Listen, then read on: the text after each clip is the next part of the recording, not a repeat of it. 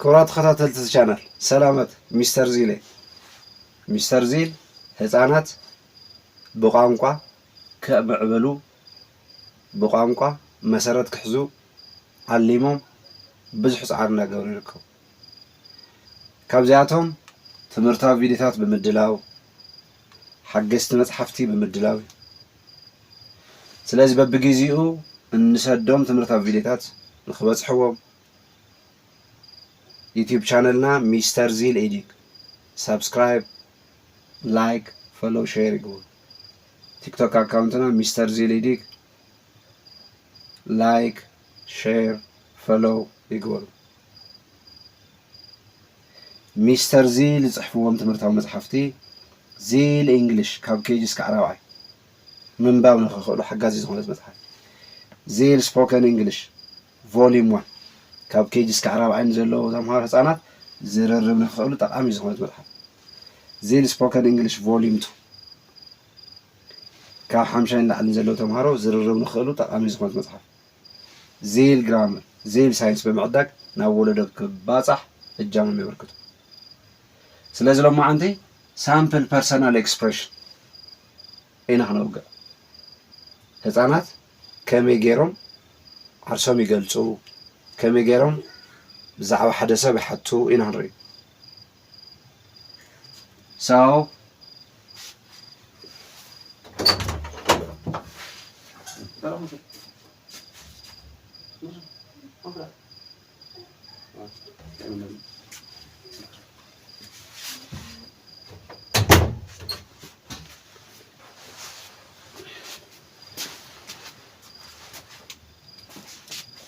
ክቡራት ተኸታተልቲ ቻናል ሰላማት ሚስተር ዚል ሚስተር ዚል ህፃናት ብቋንቋ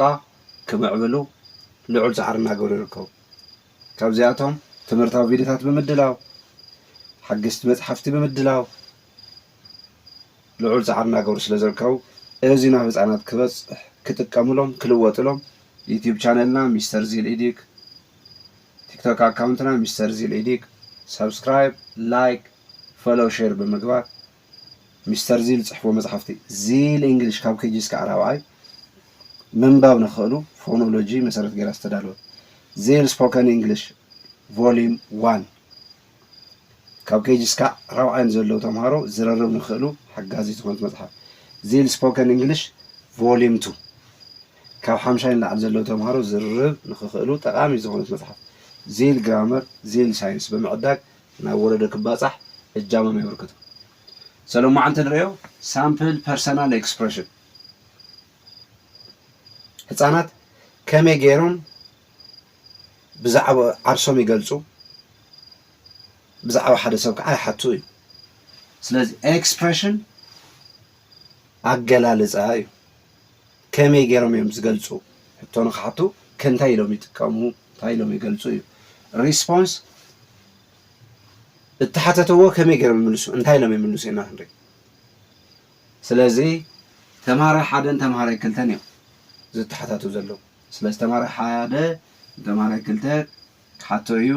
ተምሃራይ ክልተ ከዓ ክምልስ እዩ። ስለዚ ስቱደንት 1 ወይም ተምሃራይ ሓደ ዋት ኢዝ ዩር ኔም ኢሉ ነዚ ሓትዎ ተምሃራይ ሓደ ዋት ኢዝ ዩር ኔም ኢሉ ንተምሃራይ ክልተ ሓትዎ ተምሃራይ ክልተ እንታይ ኢሉ ዝምልስ ዋት ኢዝ ዩር ኔም መን እዩ ሽምካ መን እዩ ሽምኪ ዩር ኔም እንታይ ኢልናስ መን እዩ ሽምካ መን እዩ ሽምኪ ማለትና እዩ። ተምሃራይ ክልተ እዩ ማይ ኔም ኢዝ ኣቤል ስለዚ ተምሃራይ ክልተ ሽመይ ኣቤል እዩ ኣቤል ይበሃል ኢሉ መሊሱ። ስለዚ ወዲ ተባዕታይ እዩ ማለት እዩ። So student 1 ተምሃራይ ሓደ እንደገና how old are you አቤል how old are you አቤል ክንደይ ዕድሜኻ ይብሉ። አቤል ክንደይ ዓመትካ አቤል ክንደይ እዩ ዓመትካ ይብሉ። አቤል ከታይ ልዩ ዝምልሰሉ አቤል እንታይ ልዩ ይምልሰሉ I am 8 years old I am 8 years old أنا شمونتي عمتي إلي من سلابي 8 እዩ ዓመተ ኢሉ መልሱ ተምሃራይ ሓደ ከዓ student 1 where do you live አቤል ተምሃራይ ሓደ ንአቤል ታይሕትዎ where do you live አበይ ትነብር ይብለሉ where do you live አቤል አበይ ትነብር አቤል ይብለሉ አበይ ነብር ኢሉ ምስተሓተታ አቤል ከታይ ኢሉ ይመልስ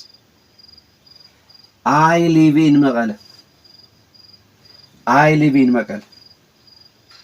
ስለዚህ አቤል መቀለ እየ ዝነብር ይብለሉ I live in መቀለ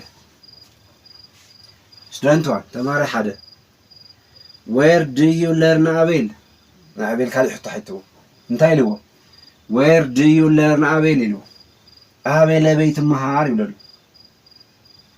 where do you learn አቤል አቤል አበይ ትመሃር ይብለሉ አቤል ከታይ ኢሉ ይመልሳሉ I learn in ዚል ስኩል I learn in ዚል ስኩል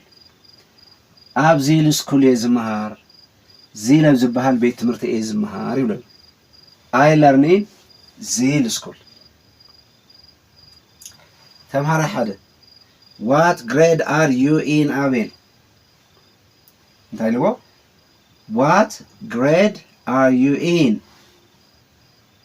አቤል ኢሉ አቤል ክንደይ ክፍሊ ኢኻ እዩ what grade are you in አቤል አቤል ክንደይ ክፍሊ ኢኻ ኢልዎ አቤል ከንታይ ኢሉ ይምልሰሉ I am in grade 1 ስለዚህ አቤል እንታይ ኢልዎ ቀዳማይ ክፍሊ እየ ማለት I am in grade 1 ቀዳማይ ክፍሊ እየ ኢልዎ ስለዚህ ክንቀጥል ኢና እዚ ትምህርታዊ ቪድዮ ናብ ህፃናት ክበፅሕ ኩሉ ክጥቀመሎም በብግዚኡ ንሰደም ትምህርታዊ ቪድዮታት ንክበፅሕዎም ዩቲዩብ ቻነልና ሚስተር ዚል ኤዱክ ሰብስክራይብ ላይክ ሼር ቲክቶክ አካውንትና ሚስተር ዚል ኤዱክ ፎሎው ላይክ ሼር በመግባር ሚስተር ዚል ጽሕፍዎም ትምህርታዊ መጽሐፍቲ ዚል እንግሊሽ ካብ ኬጂስ ከዓራባይ ፎኖሎጂ መሰረት ጌራ አስተዳለወት ስለዝኾነት ህፃናት ምንባብ ንክኽእሉ ሓጋዚት መጽሐፍ ዚል ስፖከን እንግሊሽ ቮሊዩም 1